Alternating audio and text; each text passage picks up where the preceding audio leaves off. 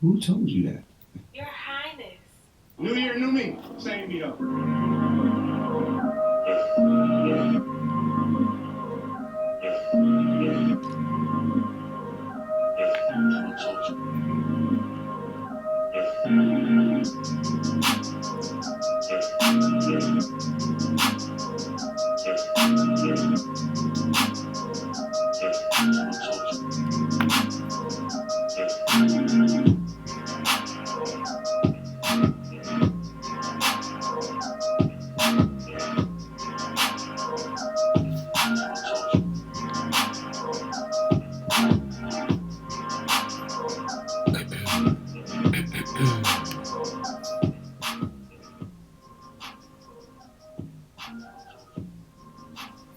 Welcome back. You're tuned into another ColeLogic experience, another ColeLogic BookShare. We're going to finish this thing, or we're going to start this thing where we left off. Reading The Black Woman's Guide to Understanding the Blackman by the dearly beloved Shahrazad Ali. Shout out to the Queen.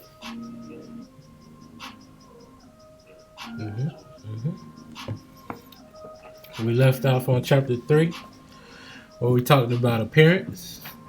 This chapter, we are talking about communications. At the end of the last video or podcast or episode, I asked some questions. Do you lie most of the time?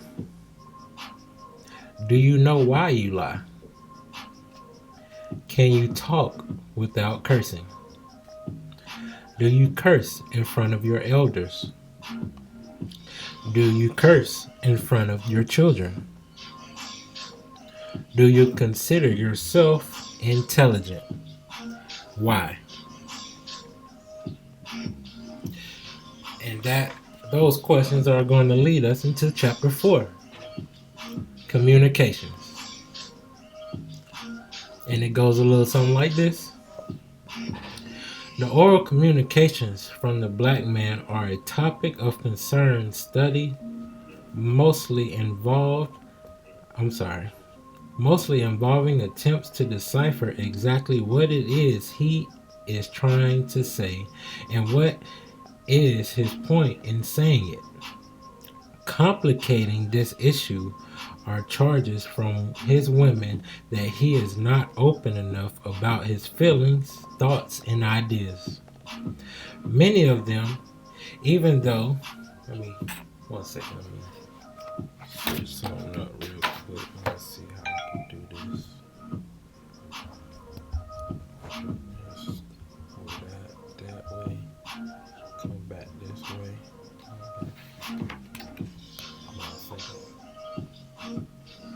Alright, I'm gonna start over because that was rude of me. Alright, chapter 4. The oral communications from the black man are a topic of concerned study, mostly involving attempts to decipher exactly what it is he is trying to say and what is his point in saying it. Complicating this issue are charges from his women that he is not open enough about his feelings, thoughts, and ideas. Many of them, even those who are married, rarely venture out verbally to express themselves, and some hardly talk at all. And if they do talk, they confine their comments to detach external issues unrelated to his personal feelings or conclusions. When they do attempt to make a communicative contribution or explain how they interpret a particular subject, they are met with criticism or rejection. This is based on some of their illusionary, never will happen solutions and their proclivity to hesitate or take the long way around to arrive at a goal. It is very difficult to convince them that one of their idealistic postures is erroneous. They will hold fast to a losing position in a debate and refuse to concede if it means admitting they are wrong. They complain they are tired of their women doing all the talking, trying to tell them what to do, and being so opinionated on issues they believe only pertain to them. It astounds them how fast women think or take action, and they are baffled when they try to explain something that is so crystal clear to them but appears to confuse their listeners. It is obvious that black men speak and interpret the language and deduce the crux of an issue in an entirely different way than their women, and nearly everyone else. This difference of approach and system of delayed consideration often prevents the black man from getting his ideas across to others. However, this does not necessarily mean that they are wrong, just that because of how he says it's nobody's interested in listening. Give me a second. Get some space in this. You know how pages be wanting to turn over in the midst of you reading them? Yeah. Methods of communication and use of the language have evolved in one way for black women and another way for black men. For example, it is possible that many of the misunderstandings between couples occur because they are speaking two different dialects. Each gender has pre-established certain definitions based on their personal feelings and priorities. They are rarely adjustable between intimate parties. Feminine and masculine perceptions determine what a word means. As long as each sex insists on devising their own definitions of the language, black men and black women will continue to misinterpret each other and become combative when trying to hold a sane conversation. Set definitions must be agreed upon for general topics that routinely must be discussed in a relationship. These definitions become the rules of the discussion, and each party must communicate within the framework of the wording which both speakers understand. Complicated. I'm going to have to stop right there because it's a lot of empty discourse going around in the social media world, the internets, if you will. And that whole paragraph pretty much explains the gender war. But I'm gonna keep going. Maybe we can break down some of this. Water break.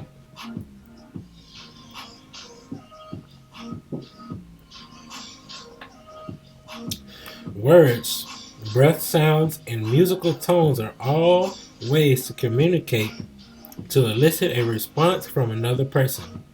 Sound waves, even English, stimulates the nervous system to react if the brain has been trained to understand the meaning of the sounds. European musicians learned how to arrange musical notes and tones to stimulate a chill which seems to pass over the body when the music is heard or sang. This chill bump feeling is experienced by the black man when he hears or he sings the national anthem or America the Beautiful, both patriotic songs. The black man thinks that the chill he experienced means that the words and the music have a special spiritual meaning, and thus the chill feeling fills him with great emotions, which he obviously believes is his loyalty. Many regular words have private meanings to him, and he is insulted easily. When called upon, They have a ready list of examples about how unfairly they are dealt with in every category of their lives.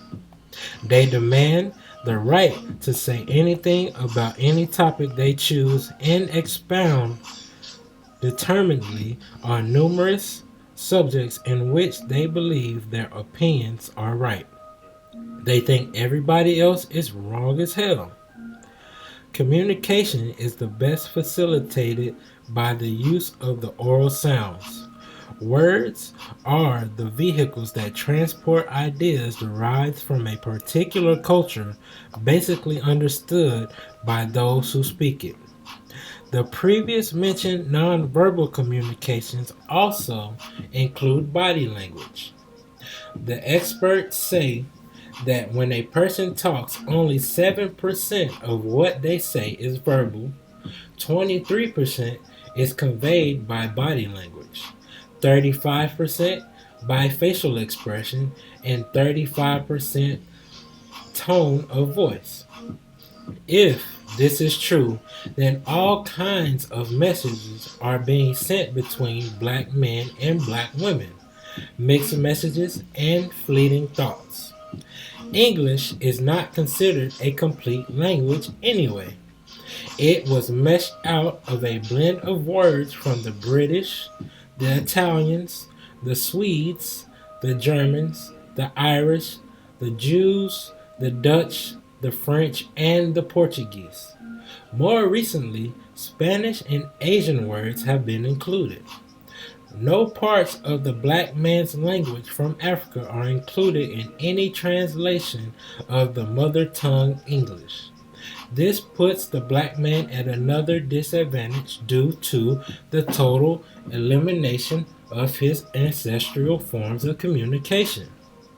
Scholars report that since 1900s, new English words have been added at a rate of 500 to 1,000 per year.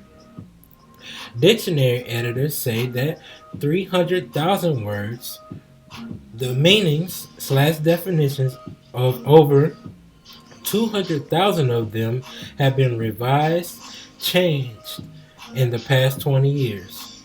The American dialect is not rooted in the black man's experience. He develops his own slang language to communicate with his own kind. Quick update. They do have the Urban Dictionary now. But I'd argue that we don't put all them definitions up there. I'm gonna keep going. Message. Where was I? English was difficult for him to learn, so that's how he developed words like this, that, twas, massa, twarn't, ain't, saint, duh, yes'm, and etc. Give me a second. Gotta sit up straight. Out of his frustration, the uses words and phrases designated as foul or curse words. The Japanese, Malayans, Polynesians, and American Indians do not have curse words in their language. The Romans had about 800 dirty words. American English has 20 plus over 1,000 terms for sexual intercourse. Additionally, the English language contains sounds that do not represent actual words but are defined as having definite meanings. These sounds are included as part of the language.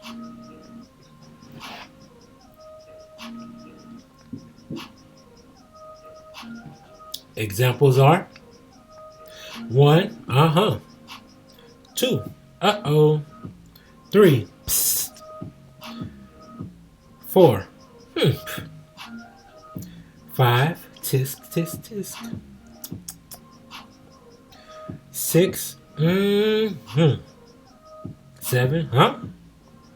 8. Ooh wee. 9. Ah or ah. And 10. Mm, mm. All of the above lip sounds have valuable meanings in any conversation. They express every emotion from agreement to disdain. These sounds are indigenous only to Americans. Nevertheless, they make up a great part of the vocabulary used to give or receive information. The black man will periodically make up words, sayings, or slangs to aid his expressions. Some of the slang words the black man has made up to transmit his own ideas are hype, jive, dig, hully gully, right on, done deal, fitting to, nigga please, the crib, lay dead, cool, fly, dissing, all that, rip off, and others. Obviously, this list represents only a hint at the amount or kinds of words which sometimes are only used or understood in certain cities or even neighborhoods. Trying to talk in America is not an easy task, especially for black men. When the black man does communicate, what does he say? Well, his women respond that on one of the ways he is noted for communicating is by lying. They say he is routinely subject to lie about the following things. Got a drink for this one.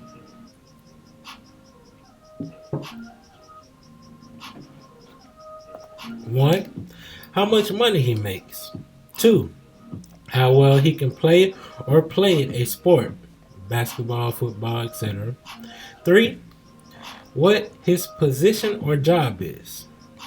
Four, how much they paid for something. Five, how many women they got. Six, their marital status. Seven, about how many children they have. Eight, about how they get along with their wife or women. 9. How much power they wield in their house. 10. How fast their car can go. 11. Their physical abilities. 12. About what they did in the war. 13. How they function in a physical fight. 14. How many times they can climax in one night. 15. How many women they quit. 16. Things women have done to or for them. 17. How much money they have. 18. How they got somebody told. 19. What a woman did to them in bed. 20. Where they are going when leaving the house. 21. Where they just came from. 22. Their skills. 23. Why they broke up with their wife or lady friend. 24. About their childhood. 25. About how much their clothes cost. 26. About who's he related to. 27. What he spent his money on. 28. About how much he had to drink. 29. About completing a task or chore. 30. About being broke. Give me a second.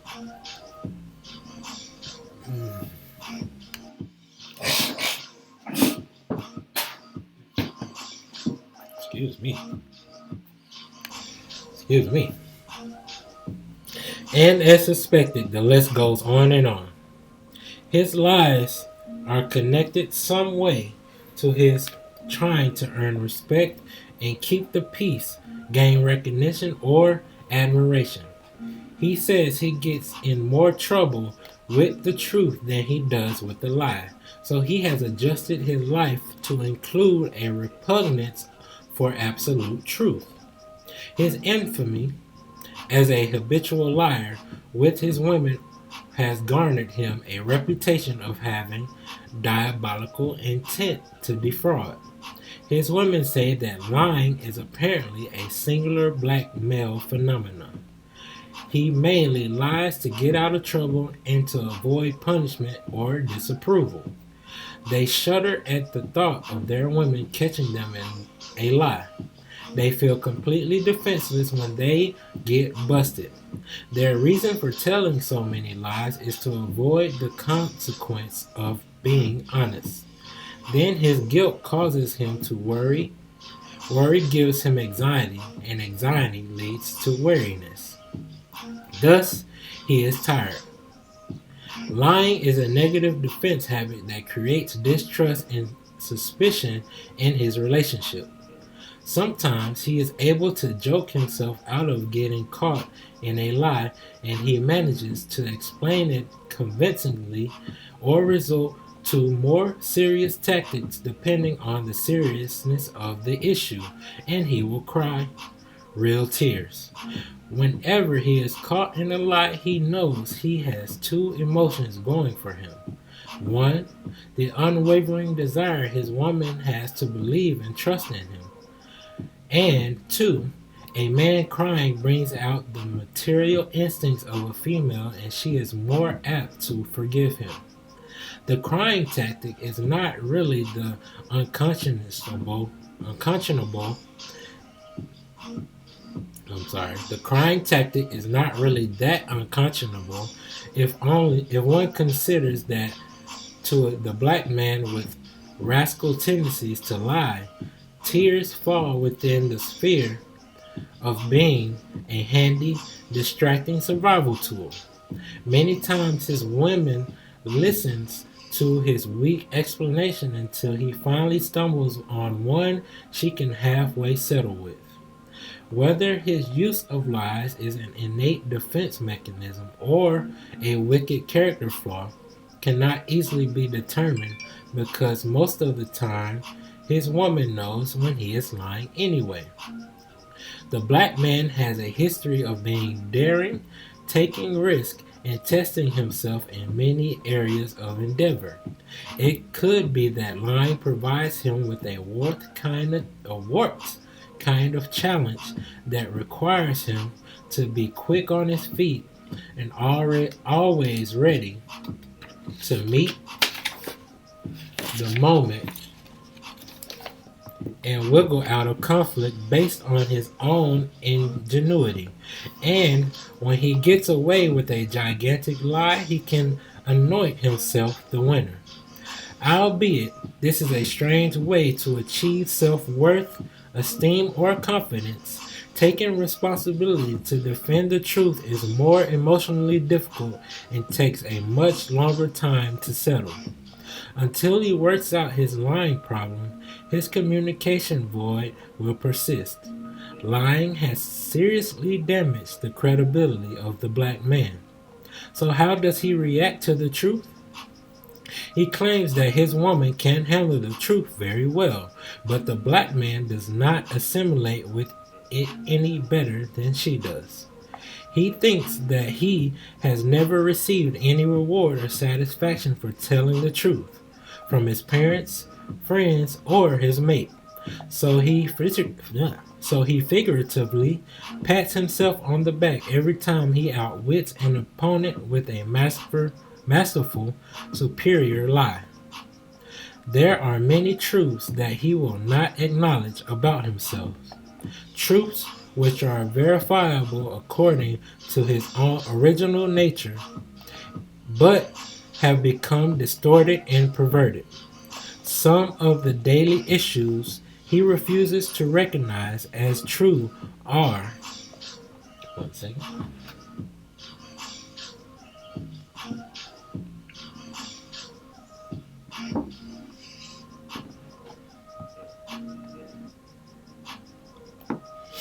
One, he will not admit that black women should dress more modestly because that position requires him to change his immoral ideal and adulterous reactions to her nudity. Number two, he won't admit that he has sacrificed the black child's life by not fulfilling his responsibilities as a father. 3, he can't agree with a self-help platform because it necessitates his becoming qualified to be independent using his own steam. 4, He can't admit that the civil rights movement failed because it's easier to have a blind faith in the system than to abandon it. That's a big one. Woo. That's a big one. 5. He can't acknowledge that black boys need to be in a separate school to address their special needs because he will have to take more active role in their educational process. 6. He won't admit that he could exert more control over the drug influx in his neighborhood because it would demand he take action to remove the problem. 7. He can't agree that his woman's rules. 7. He can't agree that his woman rules him or that he is afraid of her because he prefers using her misbehavior as an excuse to do the negative things he himself does. 8. He won't say that he dislikes seeing black women with white men because it is an unpopular stand or could get him expelled from certain circles. 9. He doesn't admit that he really does not want to be in charge of his wife and family because he is afraid of failure and the blame it entails. 10. Excuse me. 10.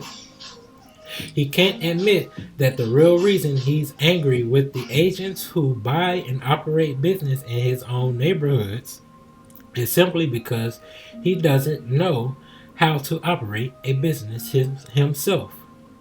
11. He won't admit that he spends too much money outside of the African American community because he is so enthralled with the material goodies produced by the Europeans and the Japanese.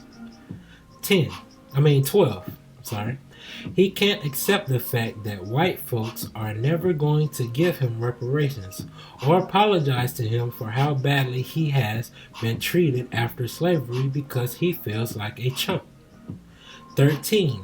He won't acknowledge that he is never really comfortable around whites as he is with his own kind because then he has to admit that the two races are actually different.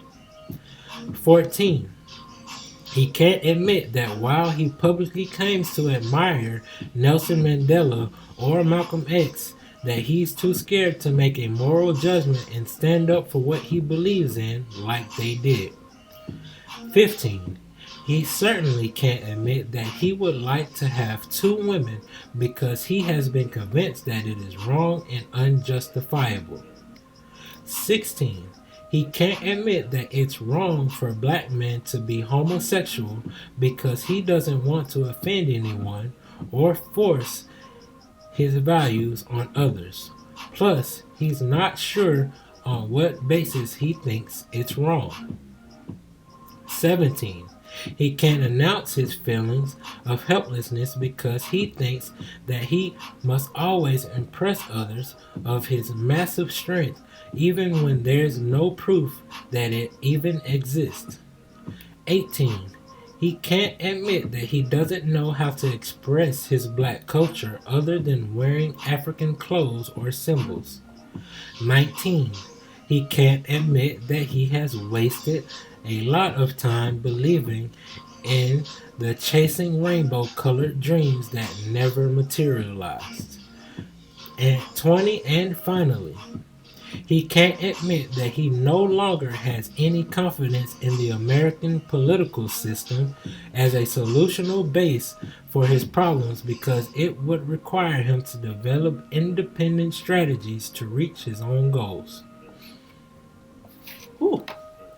If he decided that any of the above statements were true, he would immediately start to function differently and go to work to implement some potential for real change for his grandchildren, carrying around lies in his head as a heavy burden and makes him always keep alert to avoid situation might show him up as an hypocrite.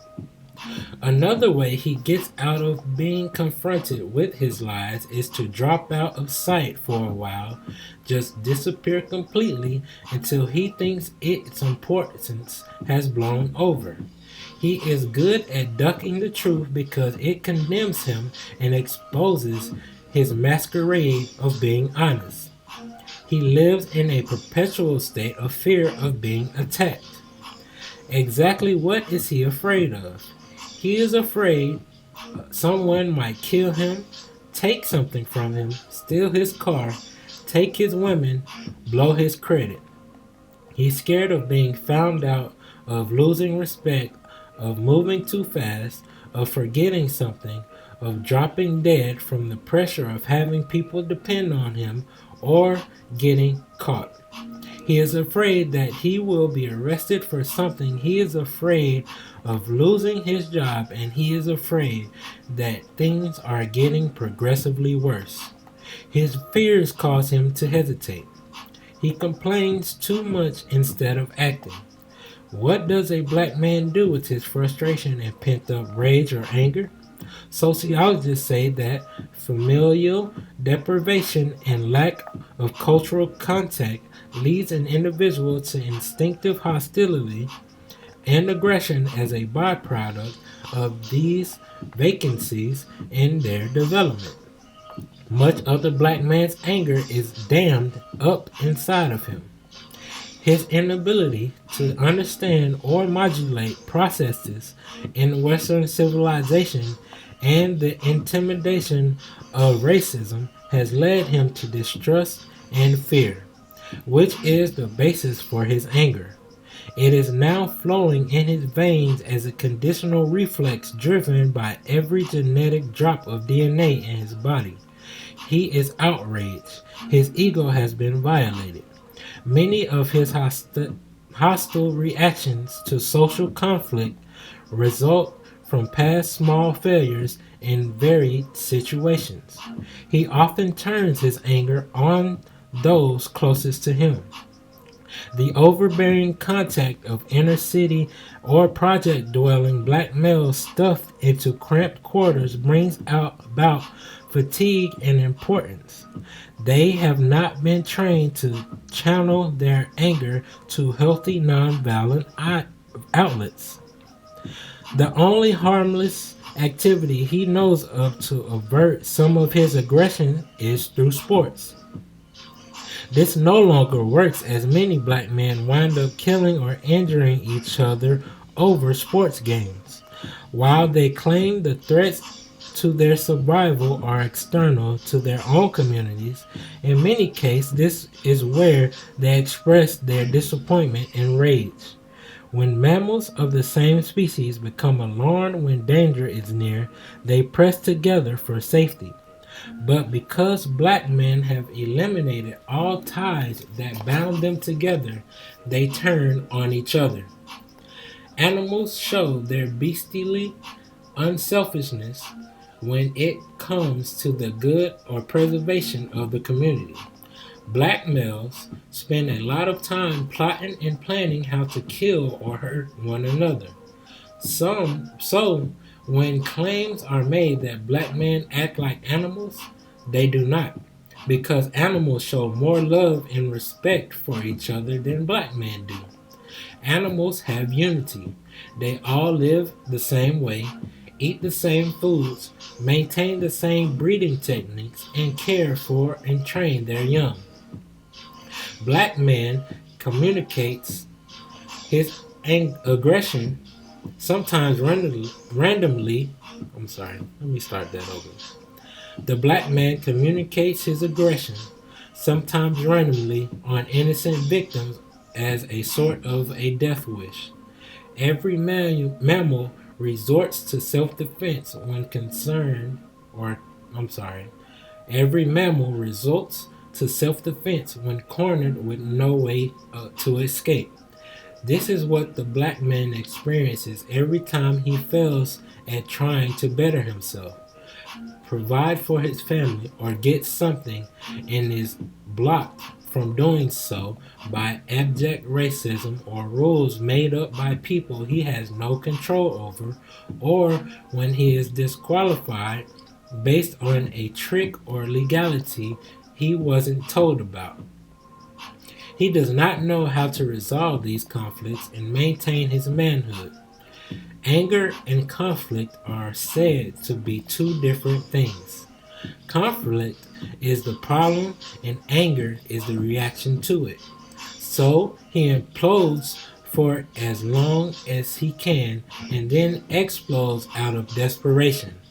His lack of knowledge puts him at a constant disadvantage. Give me a second.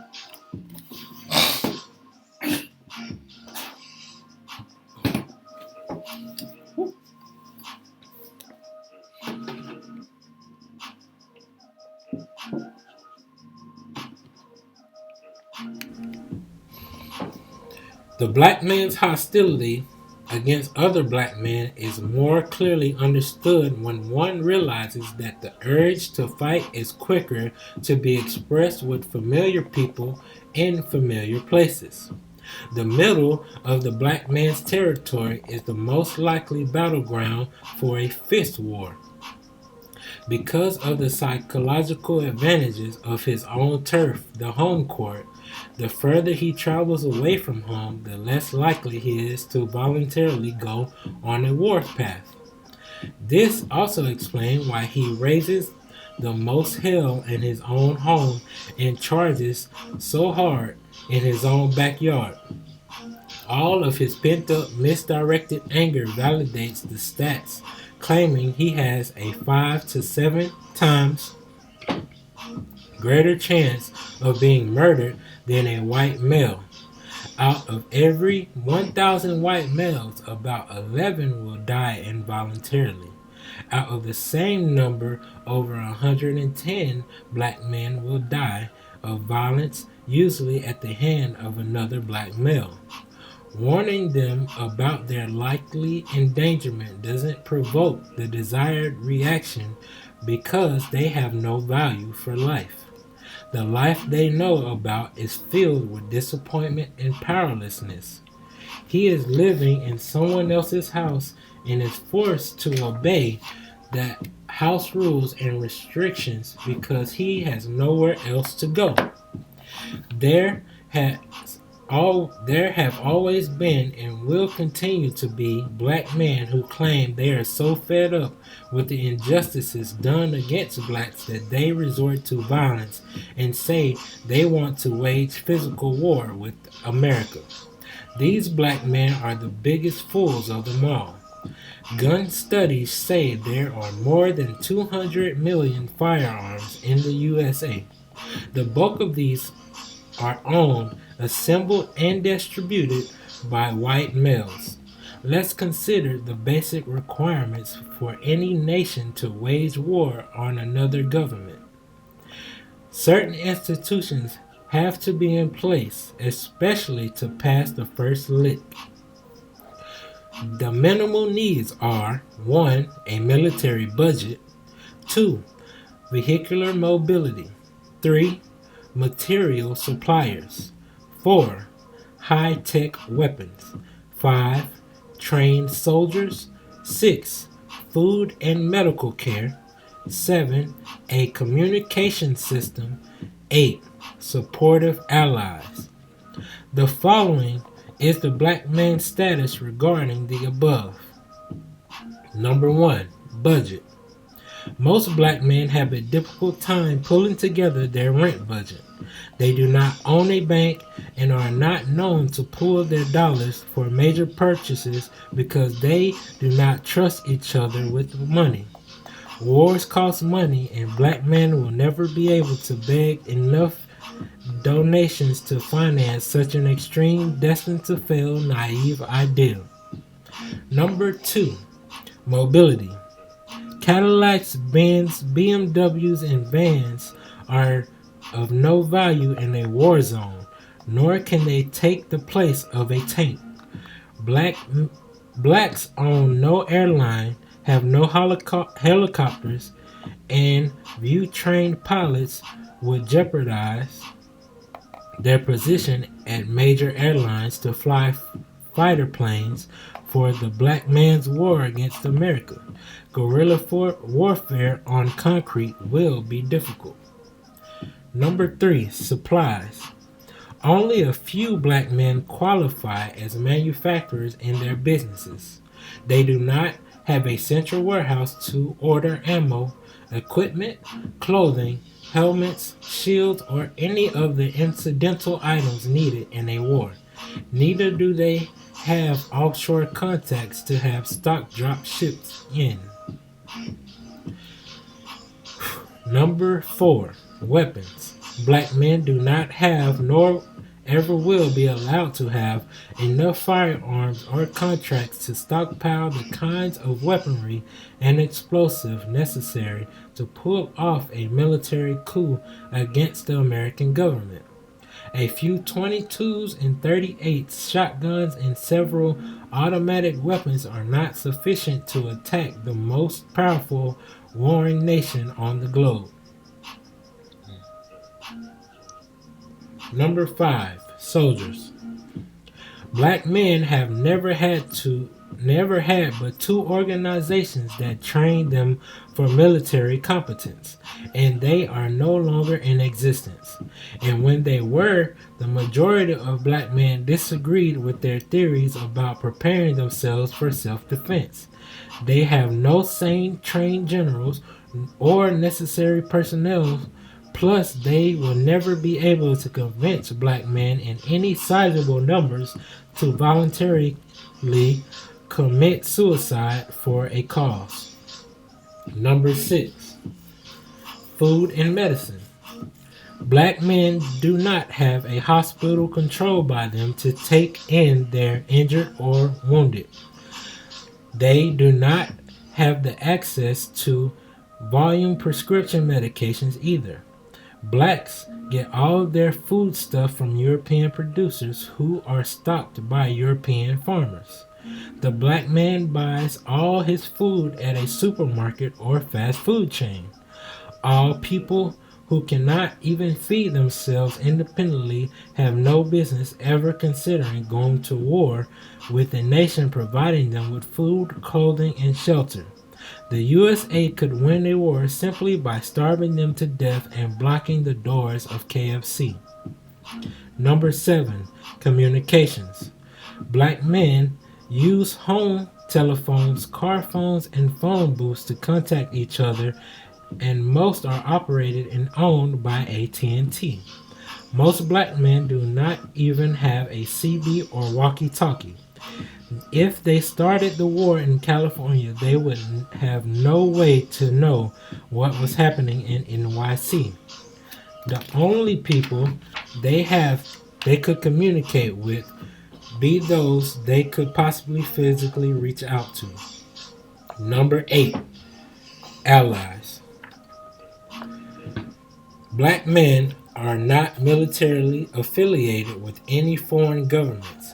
As much as they say they love and support the motherland or launch verbal campaigns against apartheid in South Africa, nobody from Africa is going to ever use a hostile invasion of America to rescue or help the black man. No African nation has ever expressed public outrage at how the black man is treated in America.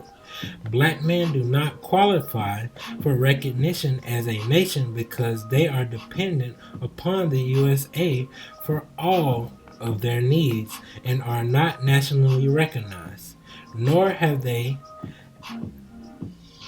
African names or religions to identify them as a lost tribe worthy of defending. So there it is, in black and white.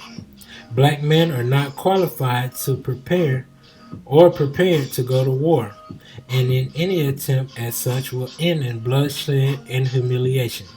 The black men who espouse this kind of pointless rhetoric have no consideration for black women and the black children or the elders.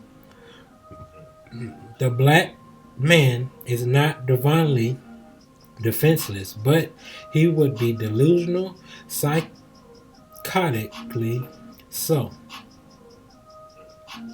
To think he could win anything but a casket or a lengthy jail sentence by employing this method to seek freedom. Additionally, black men tend to decide or to believe in or align themselves with the political dogma of strong black men who are now dead. They claim a few ideas or statements from them and try to build an entire allegiance based on a few parables or slogans. It seems the most enduring slogan populated into popularity by Malcolm X during the 60s, which surfaces periodically as it has now, is by any means necessary. Black men say by any means necessary means that they should fight for their freedom and get it no matter what it takes. Let's consider some of the means that they might become necessary.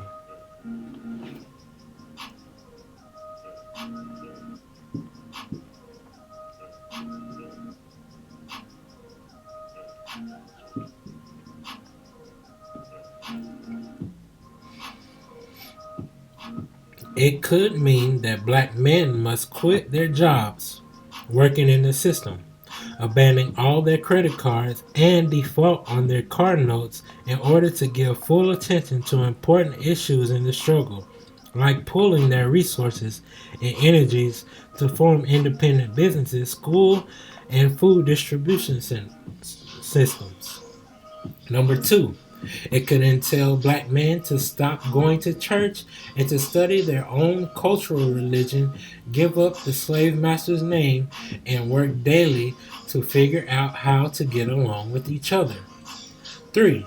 It could mean going without the latest style of clothing, selling all their jewelry to get cash to finance their projects, or eating only one meal a day to conserve food and expenses.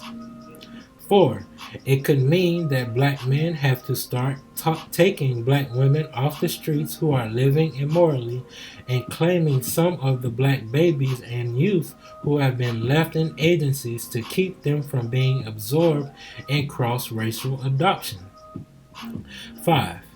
It could mean going into a room with his neighbors or club members and not coming out until they come to an agreement about what must be done to salvage black communities and formulate an agenda and assign themselves duties to get the job done. 6. It could also mean that they have to start making their words their bond and doing what they say they are going to do, and clean up their own neighborhoods and make repairs where needed.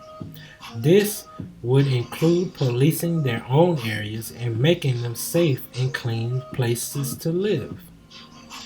What if the above 6 examples are the means necessary to restore values and self-sufficiency in African American communities? How many black men are really willing to use any means necessary to rebuild black culture and black pride by sacrificing their individual greed and personal aspirations for the benefit of the black nation at large? How many black men are confident enough in themselves to step out on air, decide what the black God is with them, and use their lives to be an example to young black males of what taking responsibility looks like?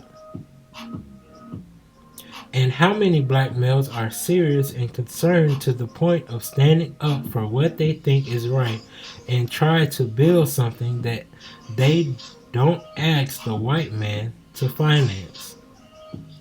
These are the questions. This is the call. And yay or nay response is expected to be forthcoming.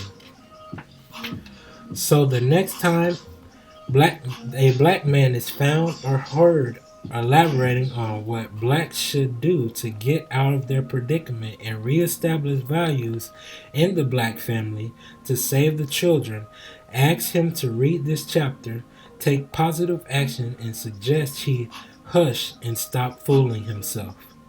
They are the only men on earth who insist on trying to talk themselves into a better condition instead of working for one. Ooh, that black manosphere. Y'all need that. The black man annoys a lot of people who identify with him by his so-called skyrocketing ego. It seems that just about anything he brags he can do that is different from how things usually done is referred to as ego tripping. He is charged with having an undeserving value or underserving value for himself and is too self-centered, thinks he's great, does a lot of unsubstantiated tall talk, and when in this trance talks like he has the whole world in his hands. The dimensions of his ego libido fluctuates from bigger to biggest, and his ego is just as spry and sturdy as any other male mammal, and stands for his last clutch for life. It is the European male who has always set the clearest example of having the greatest amount of king-size ego. What size of an ego did it take for a European explorer to travel around the world and decide that wherever they stopped, they had a right to claim the land, rename it, and put the people already residing there under their authority? And what is the depth and breadth of an ego that convince them that they are solely in charge of distributing information according to their own writings to the rest of the world by claiming that they are sacred living leaders of all civilized standards? And what kind of an overblown ego tells them that while they do rank as the least number of people on earth, that they have a right to claim supreme being / God as a member of their own sparse race?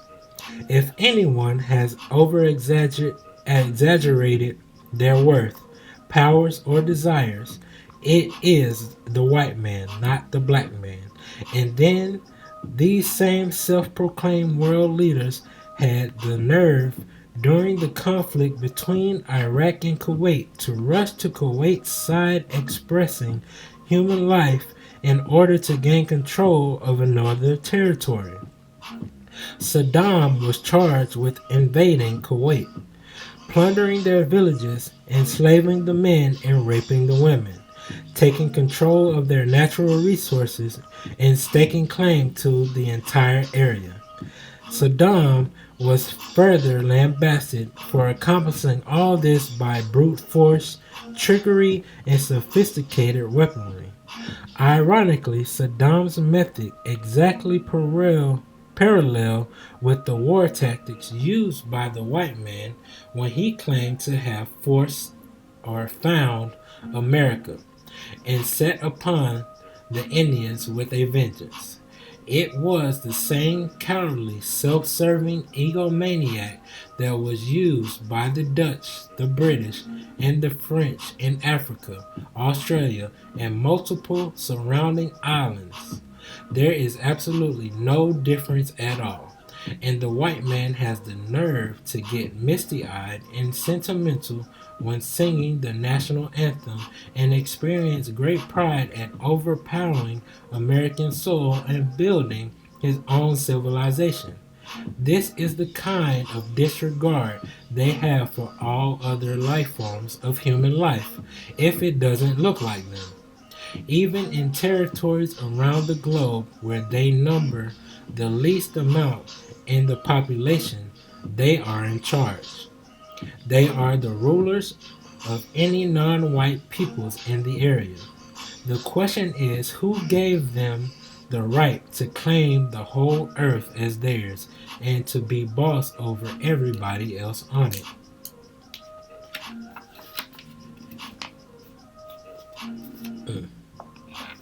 And that is the end of chapter 4.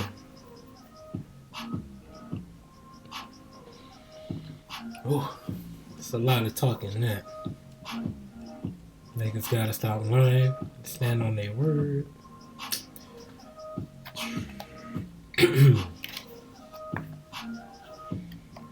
Man, verbal communication, facial expressions. It's a lot we gotta do, man. It's a lot we gotta do. Here's a little introduction into the next chapter, which will be education, chapter 5. As long as we keep getting on in it, I'm gonna start that over. As long as we keep getting an education that continually leaves us in a position of begging white people for a job, our so-called education is of no value at all. We must learn the skills that will provide us with freedom of employment and unlimited opportunities. We must learn to hire ourselves. And here's an excerpt from Elijah Muhammad, Messenger of Allah, to you all. Black brother, what does the white man teach you that will benefit you as an independent black people? What do they teach you of? This decency and respectability, so that decent moral people of the earth will respect you as an equal among them and receive you as visitors to their country, to have the freedom to be accepted into moral, respectable social equality? Black man, I warn you to be careful of how you lay your head in the laps of the modern day Delilah.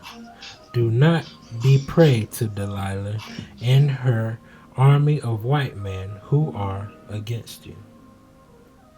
Interesting. And that being said, y'all see it? Hey. And we out. Until next time, make sure you hit the Cash App if you approve of this message. $ Cole 1212 at Univer Cole, UNIVRCOLE. Hit the solo link if you need more links to that. solo.to/ColeLogic X. Also, the link to the book is in the description on eBay.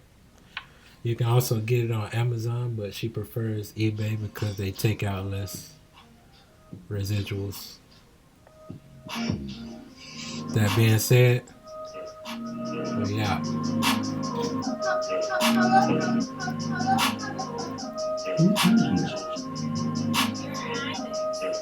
New year, new me. Same me though. Another one.